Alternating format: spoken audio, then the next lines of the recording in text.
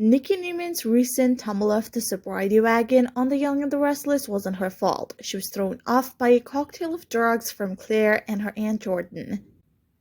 After being forced to survive on vodka, we're proud of how Nikki's still trying to control herself, and so are her family.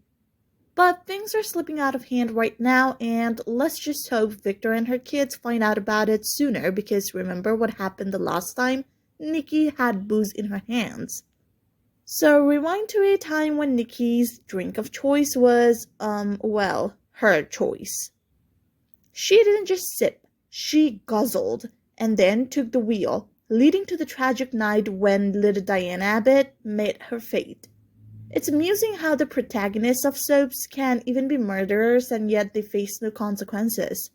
Hopefully kids don't learn from this. Delia's family still mourns her, and at that time all of them thought they found the culprit, Adam. Adam did his best Houdini act, burning evidence to cover his tracks. But we can't help but think, was Nikki in the mix that night too? Nikki was a drunken mess at the time. We're not throwing shade at Nikki, but let's entertain that thought. Could Nikki in a tipsy blackout have been the one behind the wheel? We know Nikki hates Adam and she could have just stayed quiet after the scarf somehow got into Adam's car bumper. But what if she had no idea of it herself? Drunks have a knack for forgetting whole chapters of their lives.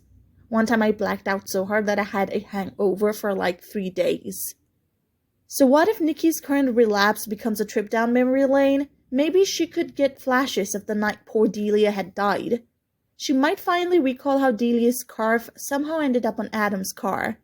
Maybe at first Nikki thinks they're just delusions, because she's been drinking too much and is barely sober anymore.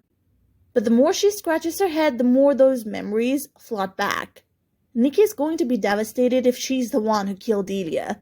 Since Adam had to take the blame, sorta, for so long, Nikki might feel like they'll blame her for deliberately framing her stepson, whom she clearly hates. Weiner has been killing it with their storylines recently, and I sure do hope there's more of what that came from. Anyway, that's all for today. If you enjoyed the video, please subscribe and hit the bell icon.